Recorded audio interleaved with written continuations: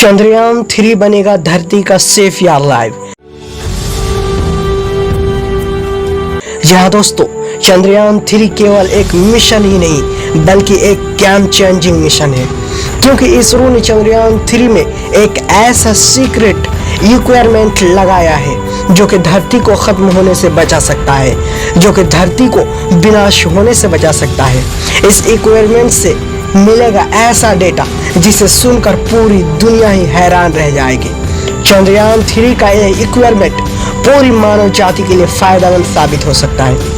आखिर क्या है ये इक्विपमेंट और ये किस तरह मानव जाति को बचा सकता है, आज के इस वीडियो में हम इस टॉपिक पर चर्चा करने वाले हैं। इसीलिए आप इस वीडियो को अंत तक जरूर देखिएगा और अगर आप इस चैनल पर नए हैं तो इस चैनल को भी सब्सक्राइब कर लीजिएगा।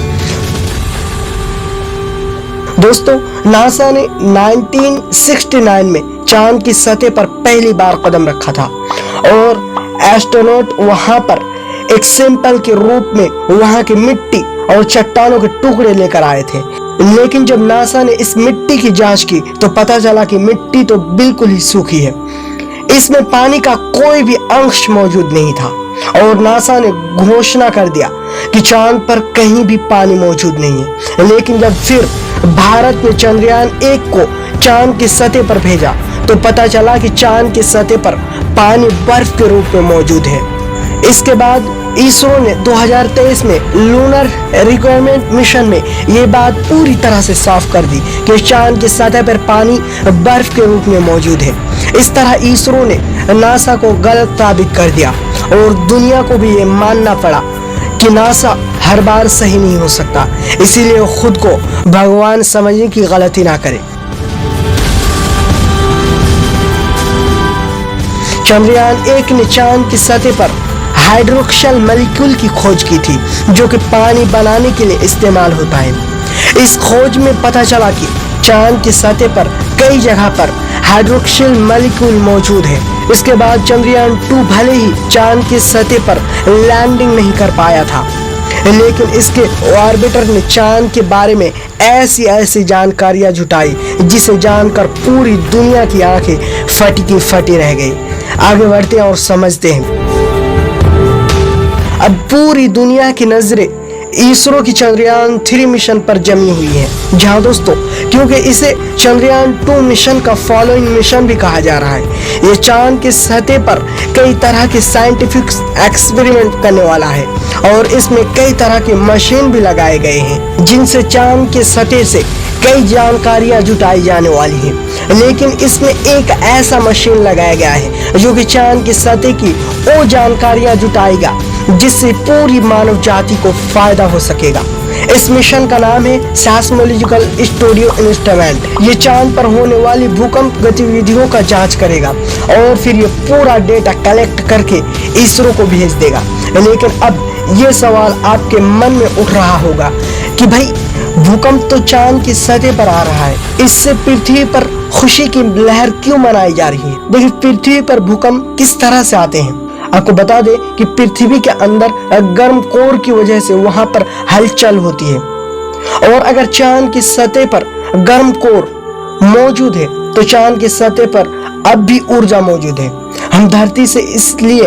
हम धरती पर उसको ऊर्जा यानी कि जियोथर्मल एनर्जी कहते हैं और अगर चांद की सतह की कोर अब भी गर्म है तो ऐसे में वहां मौजूद जियोथर्मल एनर्जी या यूं कह लीजिए लूनर थर्मल एनर्जी का इस्तेमाल बिजली बनाने के लिए किया जा सकता है। जी हाँ दोस्तों, आपने सही सुना, लूनर थर्मल एनर्जी का इस्तेमाल बिजली बनाने के लिए किया जा सकता है।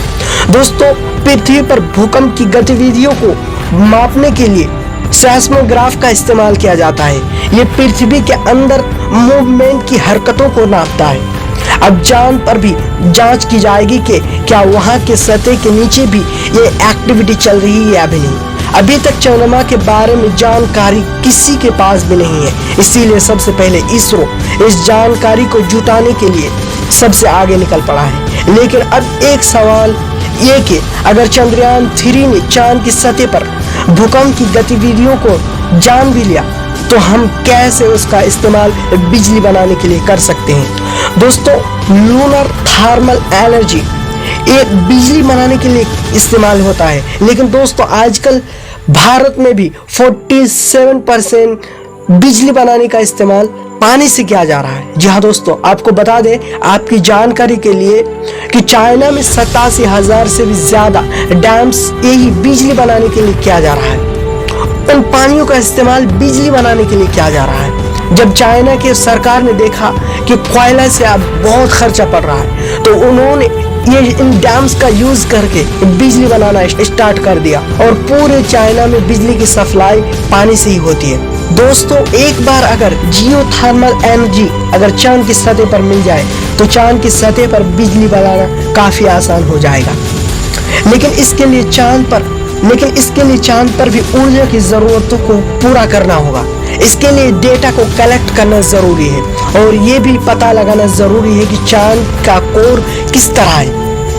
एक रिपोर्ट के मुताबिक नासा ने ये कहा कि चांद पर कोई भी कोर नहीं है, कोई हलचल नहीं है, वो एकदम डीएक्टिवेट हो चुका है। लेकिन नासा इससे पहले भी गलत साबित हो चुका है, कोई गारंटी भी नहीं कि वो इस बार भी गलत साबित ना हो। इसीलिए चंद्रयान 3 पर लटकी हुई है पूरी दुनिया की नजरें। एक बार फिर चंद्रयान 3 इतिहास रच सकता है और अगर इस बार चंद्रयान 3 सफल हो गया तो समझ लीजिए कि पृथ्वी पर ऊर्जा का संकट खत्म हो जाएगा। दोस्तों आपको क्या लगता है, क्या बिना तारों के पृथ्वी पर बिजली बनाई जा सकती है? क्या कभी हमें अपने आसपास के, अपने मोहल्ले के, अपने सड़कों पर लटकती हुई तारों से हमें मुक्ति मिल सकती है या भी नहीं? आप हमें कमेंट करके जरूर बताएं। और अगर आप इस चैनल पर नए हैं तो दोस्तों आप इस चैनल के साथ अभी जुड़ जाएं। इस चैनल को सब्सक्राइब करके बेल नोटिफिकेशन को ऑन कर दें। तब तक के लिए आप अपना और अपनों का ख्याल रखें। धन्यवाद।